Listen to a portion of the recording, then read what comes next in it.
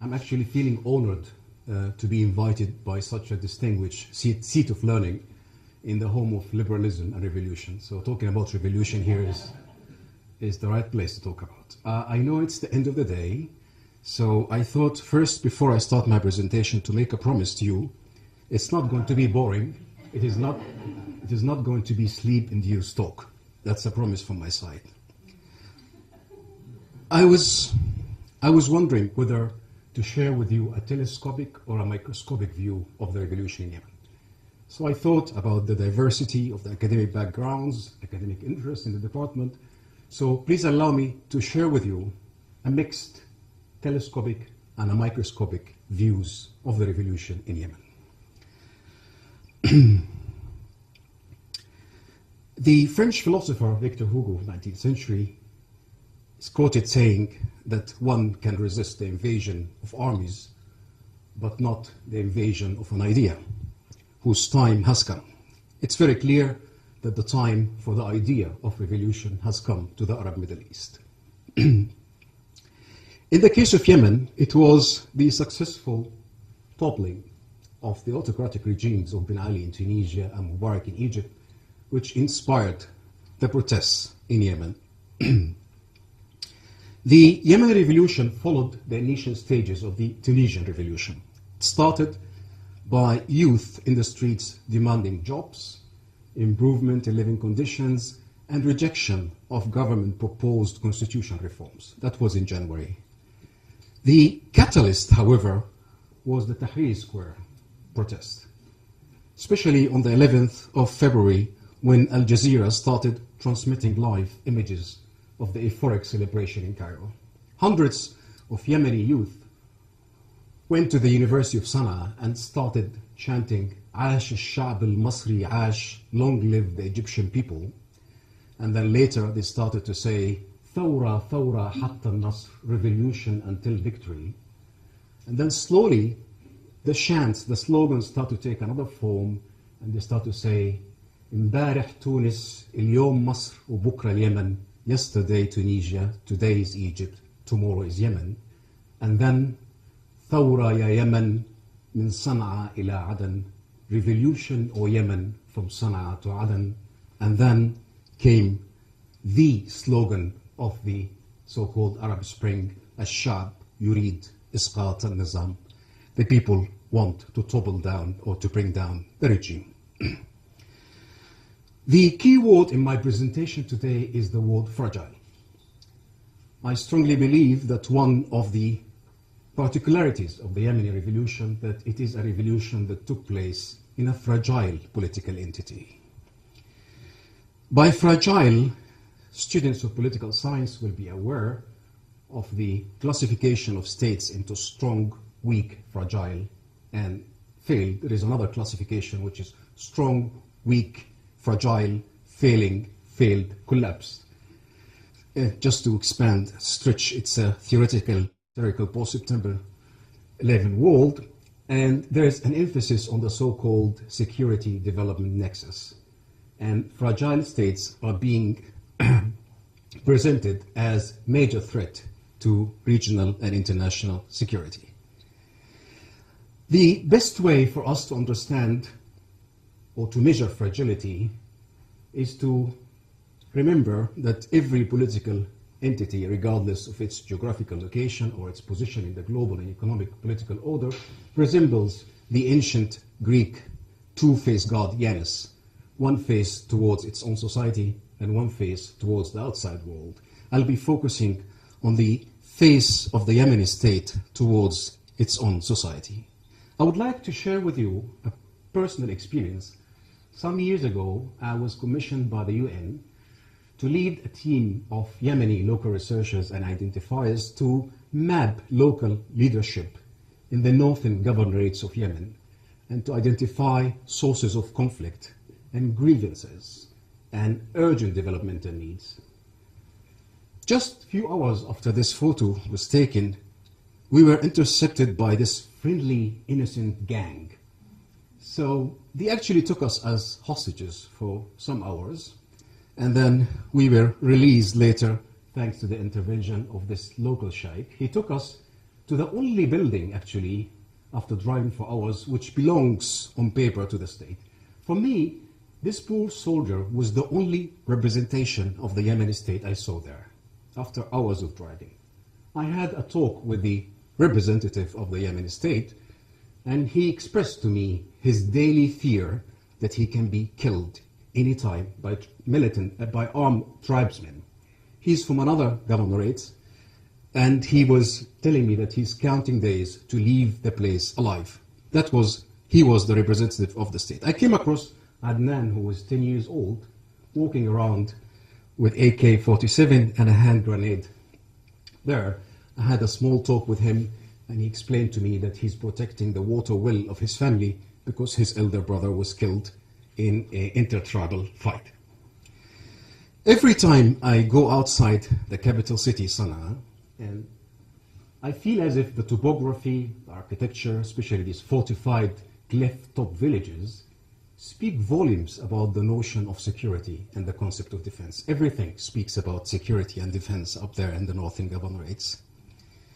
The 25 million Yemenis are spread throughout approximately 135,000 villages and settlements, constructed, as you see, on mountainsides and in valleys like this beautiful Hadramaut Valley, Wadi Du'an. In many of the villages I saw in the northern governorates of Yemen, I also came across these medieval-like towers where, after the sunset, tribesmen deposition their heavy machine guns and even rocket launchers. My experience in Yemen taught me, one of the lessons I learned from Yemen is that in the shopping list of political goods which the state should provide, I think there is nothing as crucial as the supply of security.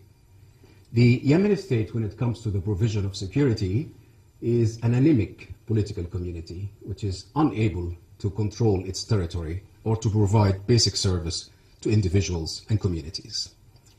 Every time I find myself in one of the ungoverned spaces of Yemen, I remember Max Weber, and I realize the Weberian notion of a state that should enjoy the monopoly of the use of violence is just fantasy in Yemen. It doesn't exist, the whole notion. Also, the idea of the state, not only the absence of state institutions. I have sometimes the feeling that the idea of the state does not exist in the minds of many of the people I talked with in the ungoverned spaces in the northern parts. I also find myself, without philosophizing too much, remembering Thomas Hobbes, John Locke, Jean-Jacques Rousseau, the classical republicanism theory, and the state of nature, and how life in the state of nature is brutish, nasty, and short, and how the movement or the move from the state of nature to the state of society. I always realize when I am in these ungoverned spaces in Yemen that these 2 or 3 centuries old arguments are still valid today in the ungoverned spaces of Yemen.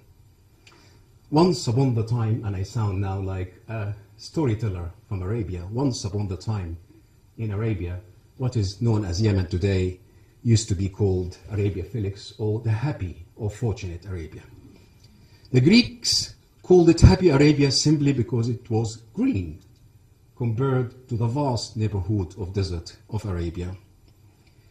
Yemen, positioned in the southwestern corner of Arabia at the intersection of the Indian Ocean and the Red Sea, and blessed with high mountains, some of which reaches 3,660 meters above sea level. So these high mountains capture the monsoon winds which blow from the Indian Ocean, resulting in I look like weather forecast now, resulting in 2 rainy seasons in March, April, and July, August. And these are heavy thunder showers. So if Egypt is the gift of the Nile, Yemen is the gift of the monsoons. Back in history, Yemen used to be one of the ancient centers of civilizations in the Middle East. Many states or kingdoms, especially between the period 10 BC and 6 AD.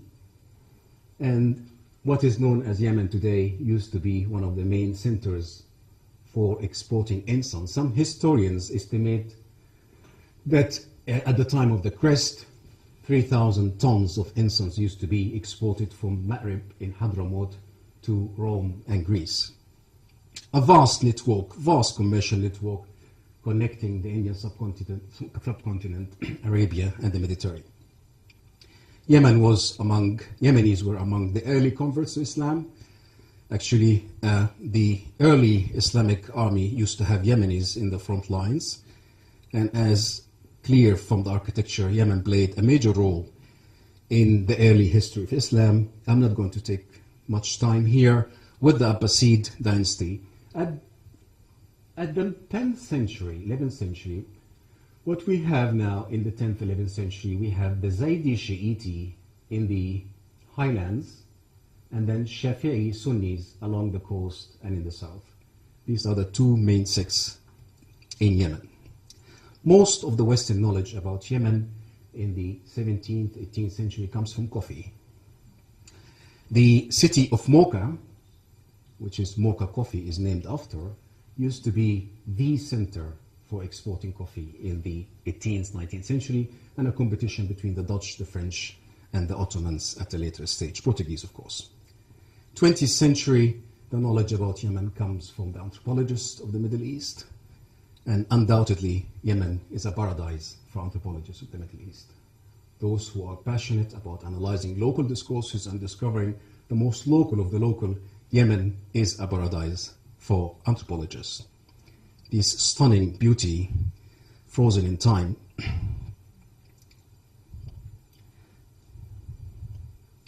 Another particular fact about Yemen is that it is one of the least urbanized countries, not only in the Middle East, in the world actually. More than 70% of the population today live in rural areas. So we have an urbanization rate of 30% in the 21st century. It is one of the least urbanized countries in the world. Rich in culture, and again, another source of attraction for anthropologists, tradition, and of course, we have literature on khat, which is, I'm sure most of you know about khat, which is amphetamine-like, and it is a national hobby. Almost 90% of the Yemenis are chewing khat. And I just want to say, being cool is not trying to be cool.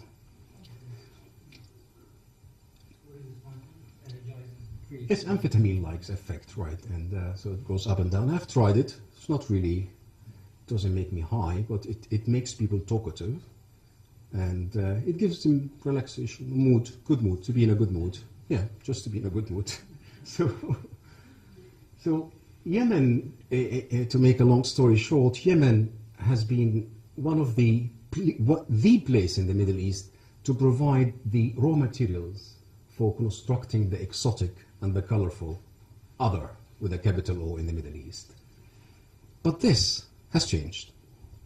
Recently, Yemen became known not for exporting the exotic and the colorful, it became known for exporting transnational terrorism and violence. It began in October 12, 2000, an attack on the USS Cole in Gulf of Aden. 16 US sailors were killed. Followed 6th of October 2002, an attack on the French oil tank Limburg. Then we had an attack, I have to have the dates here because I'm not a terror expert, and we had an attack on the September 17th on the American embassy in Sana'a, and there were, I think, 14 or 15 killed. None of them were Americans. Then if you remember, sorry? This was September 17, 2008, US embassy in Sana'a. Then we had, in November 5th, we had the so-called Fort Hood shooting, if you remember. Natal, the officer, killing 13 of his colleagues, and it turned out that he had links with Anwar al-Awlaqi, who's a US Yemeni citizen. And this guy has actually a blog and a Facebook. And he's known as the internet, he's the Bin Laden of the internet. That's the name given to him. Another item in the news of terror coming from Yemen, if you remember the Christmas plot, and which is known as the underwear explosives, or by the Nigerian student who was studying Arabic in Sana'a. And this was in 2009. And again, recently, if you remember, there was this parcel with explosive material in a printer being sent by UPS from Yemen to the US. So Yemen became, the profile of Yemen as a place for exporting terror and violence, and actually start talking about the so-called Afghanization of Yemen and the Somalization of Yemen, and seeing Yemen as the Afghanistan of the Middle East. Actually, there are many similarities between Yemen and Afghanistan when it comes to history, topography. Yemen and Afghanistan are one of the very few countries in the developing world which escaped colonization, by the way, excluding the southern part, Aden, of Yemen. Yemen and Afghanistan are two of the very few examples of countries escaped colonization. However, there is a link between Yemen and Afghanistan, which is going back to the Russian invasion of Afghanistan. During these 9 years, between 79 and 88, thousands of Yemenis were recruited in the jihad against the Soviets. So it is not a surprise that more than 40% of the prisoners at Guantanamo Bay are Yemenis. They were actually the largest number of mujahideen in the war in Afghanistan. Just want to contextualize it a bit. Yemen is full of precious particularities. I always imagine if the Middle East is a political aquarium, Yemen is such a unique specimen in that aquarium. It's a republic, very poor republic in the neighborhood of wealthy monarchies. Amazingly, it is not only poor, it is one of the LDCs, the least developed countries in the world. As we know, there are 49 in total, 31 in Africa, 10 in Asia, 5 in the Pacific, 1 in the Caribbean, Haiti. So Yemen is a least developed country located in the neighborhood of very wealthy carbohydrate states. Yemen is also one of, I said carbohydrates, it's carbonhydrates, sorry. One of the most food insecure countries in the world, according to the World Food Program. Yemen is the 11th food insecure country in the world. It has also very bad educational indicators, especially among enrollment of girls at early school. Water, there is a severe shortage of water supply. 90% of the water supply in Yemen comes from illegal private wells, which are drying. 40 to 45% of the water is used for irrigating cart, which is lucrative product. Experts predict that Sana'a is going to be the first dry capital on earth.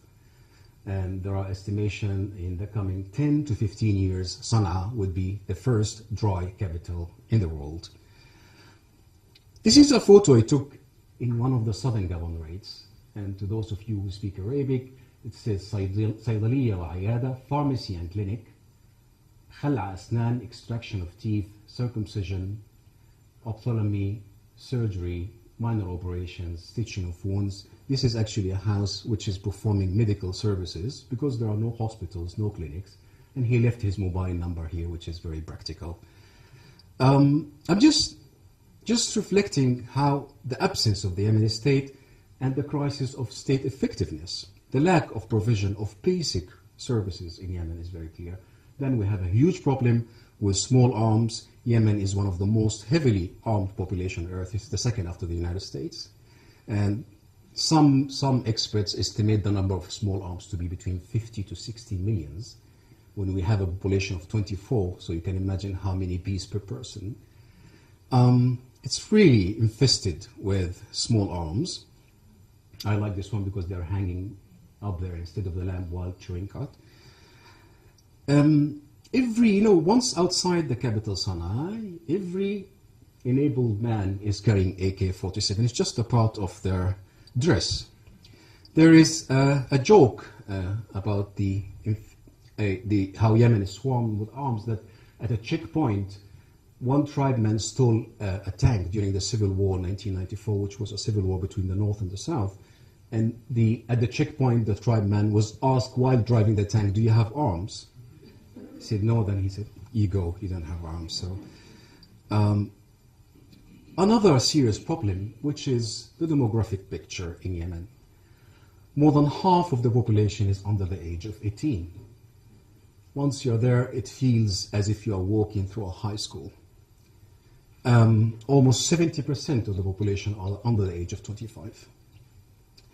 So it's a massive youth population, and of course they are deprived of recreational and sport facilities.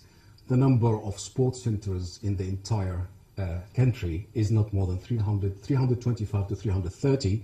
80% of them are closed down, open during election time. So they don't have actually sport facilities or recreation facilities, and this is the main source of recreation, chewing cart. When you have the combination of a rapid population growth of 3.5%, plus stagnant economy, we have a high unemployment rate, which is now exceeding 40%. Yemen has all the realms of human security crises at the personal, at the economic, environmental, political whole. Just a few months before the eruption of the social intifada or the revolution in Yemen, the British Minister of State for International Development made this alarming statement, which imagining what will happen if Yemen collapses. And as you see, increasing radicalization, regional and international threat both to world energy supply and to many nations' security. History, I will just take you back retrospectively to the modern political history of Yemen in an attempt of understanding why the country has reached to this level. Starting with the Ottomans, they came first. They were alarmed by the presence of the Portuguese in the Arabian Sea, so they were concerned about the trade between Arabia and the Mediterranean, and they were concerned about the security of the Muslims' holy cities of Mecca and Medina. So they came first between 1538 and 1635, and this resulted in a Zaydi revolt against the presence of the Ottomans. The Ottomans had it very rough in Yemen. They returned back in 1849 until 1918, and they had really bad time in Yemen. Actually, until today, in the Turkish Military Academy in Ankara, they have a chant which is say, Kanali Yemen, Kanli Yemen, Bloody Yemen, Bloody Yemen. It's a song for the new recruits. There is a collective trauma regarding their presence in Yemen. 1 hour drive from the city, capital city, Sana'a, there is the so-called Kawkaban, which is, the locals call it Maqbaratul Atrak, the graveyard of the Turks. In one day, in few hours, hundreds of Turkish troops were slaughtered in this valley. Yemen, especially the hinterland of Yemen, was the Vietnam of the Ottoman Empire. Actually, the hinterland of Yemen has been always the Vietnam of any foreign invader. So, following the departure of the Turks, 1918, the first Zaydi Shiite Imam, Imam Yahya, proclaimed to be the commander of the faithful Amir al-Mu'mineen, and Yemen, a fact which many of the students of Middle East are not aware of it, Yemen is the first independent Arab state. In 1918, Yemen became an independent state, followed by his theocratic isolationist son, Imam Ahmed, and then the last Imam Badr, who was the Imam when the revolution took place. At the time of the revolution in September 1962, Yemen was described as a country just coming out of the Middle Ages. September 26, 1962, a group of revolutionary officers inspired by Nasserism, led by Abdullah Salal, who actually received military training in Baghdad. And these Yemeni officers who were sent in missions in Egypt and in Iraq, they were exposed to the ideas of socialism, pan-Arabism, and they returned back and toppled down the Imamate system. Inspired by Nasser of Egypt, Egypt was deeply involved in supporting the revolutionary Republicans. At the height of their involvement, Egyptian soldiers were about 50 to 60,000 of them. And of course, the Egyptians were miscalculated their mission in Yemen. They tried to duplicate, you can imagine, it feels like Egypt in the 60s. It was a hydraulic centralized model being duplicated into fragmented tribal Yemen. The Egyptian administration committed a number of mistakes. This is the royalist camp led by the crown prince, or the imam at the time, Imam Badr. So there were two camps fighting from 1962 to 1970, the Republicans and the Royalists. The Royalists were supported by Saudi Arabia, UK, Iran, and the Republicans were supported by Egypt and Russia. The tribes started to launch their famous tactics of hit-and-run tactics, and the Egyptians committed a mistake by not realizing that cities in Yemen are not the focal points of power. Actually, the ruler, the tribal, is the focal center of power. So this is how the map looked, divided between the Republicans and the Royalists. This was the case in the north. In the south, of course, Aden, which was occupied by British East India Company in January 1839, and then it was managed actually from Bombay as a part of British India, and in 1937 it was proclaimed as a crown colony. You can see, if you walk in Aden in the south, you can see the influence of the British time. So in 1962, the British started, of course, with their famous application of divide and rule. They established a federation of 15 protectorates. Each protectorate was led by a feudal lord or a sultan or a tribal sheikh. The British remained there, and then again, inspired by Nasserism, Ban-Arabism, the anti-colonial resistance in the former south of Yemen began in 1963 and lasted until 1967. And I leave you with these rare images when the British attempted to suppress the resistance. This is interesting. These are leaflets that used to be distributed by the British colonial officers.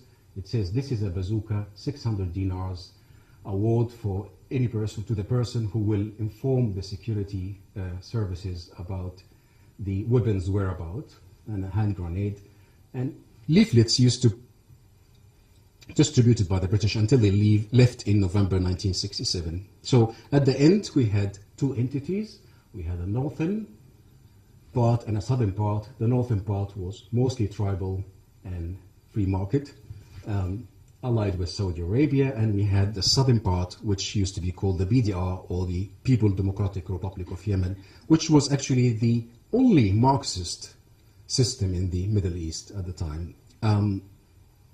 You can see the stamps of the former BDRY, how it looked like. They used to celebrate the birthday of Lenin, and there are schools that are called proletariat schools. So it was really very, very Marxist. The majestic fall of the Wall of Shame had an impact on former South Yemen. BDRY was a very expensive client for Moscow. So after the disintegration of the Soviet Union, the former South Yemen had no other opportunity but to unite, unification with North Yemen. This is the Ali Abdullah Saleh of North Yemen, Al-Bayd of South Yemen. And actually this unification was described as marriage of inconvenience. It was described as two poor countries united to become one poor country, cynically speaking. And it was described as unification between East Germany and Afghanistan. So the two countries united in May 1990. This is the flag after the unification. Immediately, it was actually a marriage doomed with curse from the beginning. The Gulf War, the first Gulf War, Iraq invasion of Kuwait. Yemen was the only Arab country which rejected the international intervention led by the US, and Yemen paid a heavy price for costing the no for the intervention. Saudi Arabia and the Gulf states expelled almost 1 million Yemeni from the Gulf back to Yemen. This 1 million used to send remittances, which was the main source of the national economy in Yemen. So Yemen paid a heavy price by rejecting the international intervention in Kuwait. Between 1990 to 1994, the relationship between the northern part and the southern part was very tense, of course, fusing two different political and cultural systems, until 1994. In the summer of 1994, a civil war between the former North and former South took place, and northern troops enter Aden. During this war, the regime of Ali Abdullah Saleh of the North used Arab Afghans, militant Islamists, help the northern military in occupying South. So this is all the presidents of former North and former South Yemen. Starting from Abdullah Salal from 1962 to 1967, he was exiled to Baghdad. Followed by Al-Aryani from 1967 to 1974, he was exiled to Damascus. Followed by Al-Hamdi from 1974 to 1977, assassinated. Followed by Al-Ghashmi from 1977 to 1978, assassinated. Let's leave Monsieur Saleh now. In the south, Shabi, he was from 67 to 69, he was house arrest and died in prison. Salimin, he was assassinated. Abdul Fattah Ismail, assassinated. Nasser, exiled. Al-Bayed, exiled. Climbing the political ladder in Yemen leads either to assassination or exile. Except this man. He remained in power for more than 3 decades.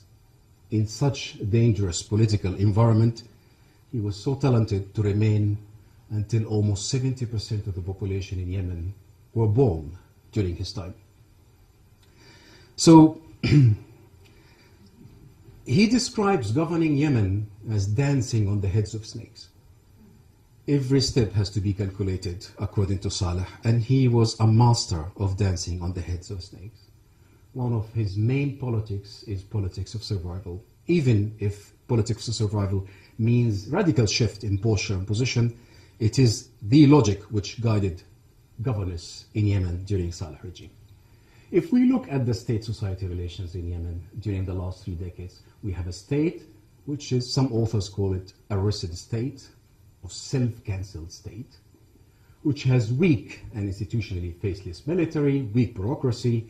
The Yemeni state is one of the weakest political entities in the Middle East in terms of its capacity to penetrate society. It cannot reach the citizens.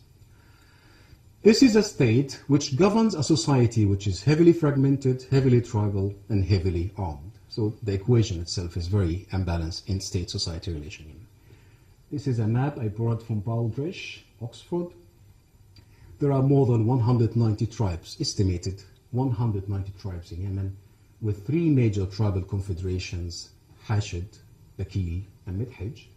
Hashid and Bakil are the most influential, especially Hashid, and they are very close to the capital. And I draw this to give the metaphor of encircling Sana'a like a bracelet around the hand. Amazingly, despite the fact that Hashid and Bakil, the total number would be, they will make less than 5% of the population, they are the most influential players in the political arena. Tribal leaders in Yemen have even their own jails. The tribal system, many of the influential tribal leaders have their own, and I have seen one of these private jails. I'm just trying to reflect you the power of tribes in Yemen. Do you think, Professor, we will make it on time? All right, okay. Another approach used by Saleh to survive, he realized that tribes is the central nervous system of politics. This is one of his statements. The state is part of the tribes, and our Yemeni people is collection of tribes.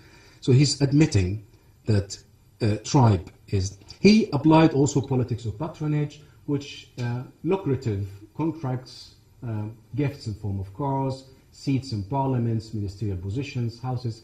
He tried to bring tribal leaders to Sana'a, to Sana'anize them, and involve them in corrupted business, to keep them under his eyes and to make them away from their constituencies and busy with business in Sana'a. This was also one of his approaches. I made this thing. He never attacked any tribe, so if he wants to attack tribe F, he always used tribe A to always divide and rule, and uses other tribes to counterbalance other powerful tribes. He constructed around himself a similar structure, similar to Saddam Hussein of Iraq, which is made of concentric circles of power, family, his sons, nephews, brothers-in-law, extended family, and Salhan, which is his clan in Yemen. Actually, Salhan of Yemen is the Crete of Saddam in Iraq. He constructed a family regime. That's his son. Maybe if you're following the news, the Republican Guards are fighting in Sana'a, led by his son, and that's his nephew, Ahmed Saleh is the head of the Republican Guards. There are between 30 to 35,000 of them. They are the elite of the Yemeni military, and he's also the head of the anti-terror unit, which is trained by Washington. Family regime is usually used in the Middle East. It was used in Iraq, it was used in Libya, and it's used in Yemen when there is shifting of alliances. Loyalty, political loyalty in Yemen is rented. It is not sold. You cannot buy political loyalty in Yemen. You rent it for a while. Constructing a family regime is a defense against shifting of alliances and rented loyalty. Again, one of the factors behind his staying on power for more than 3 decades is Riyadh, the Saudi factor. This is just a sketch to show the political rent between Washington, Riyadh, and then between Riyadh, Sana'a, and tribal leaders. There is a network, actually, of tribal leaders who are connected to Riyadh, receiving monthly salaries from Riyadh. A number of researchers have attempted to find out the number of tribal leaders in Yemen who are receiving monthly salaries, and estimation put them between 800 to 1,000. This is just very average. In the 1980s, some tribal leaders used to go to the Saudi embassy in Sana'a, standing in line to receive their salaries.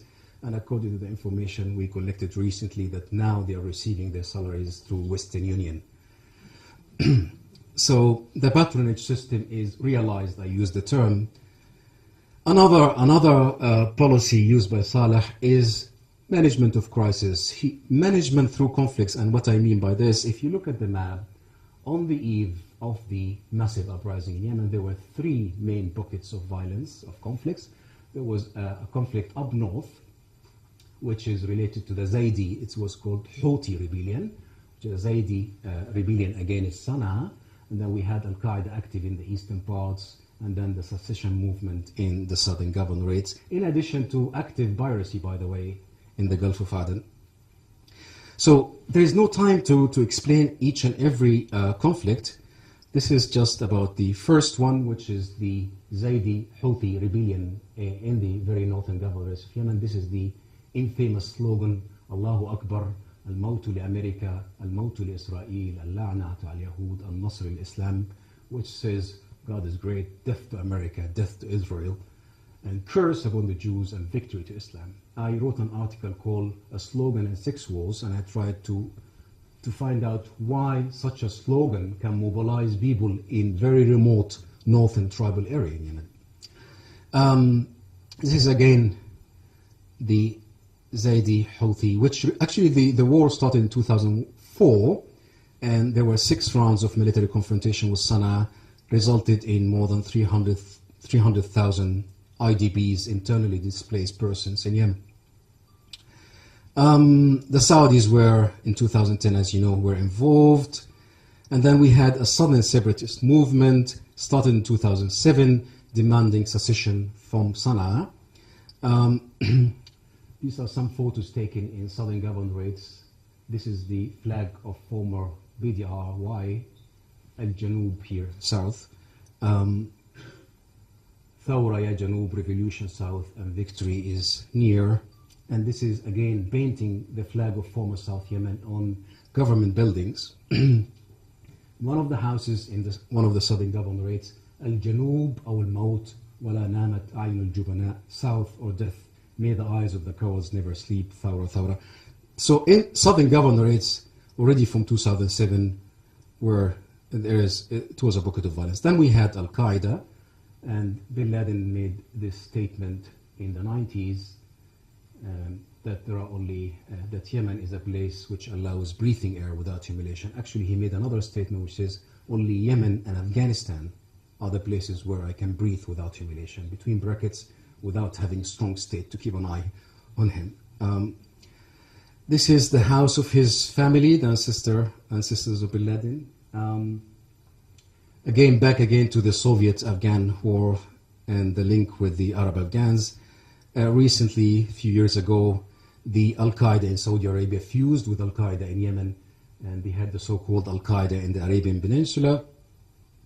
This was the result of the successful Saudi counter-terrorism campaign. Many of the Saudi Qaeda affiliates went to Yemen to seek shelter in Yemen. With the war on terror, Saleh was, of course, forced to show his cooperation. This picture you can see the wanted Al-Qaeda. Most of them are Saudis, Gulfers, very few are Yemenis. It seems, and this is controversial, that Yemen do not provide militant ideologues, it provides foot soldiers. So Yemen is actually fissured with every kind of conflict and violence. There is maritime security, which is a big concern, 2,000 kilometers. There is 1,700 land borders with Saudi Arabia, insurgency, terrorism, etc. However, the biggest source of death and victims in Yemen is intertribal disputes.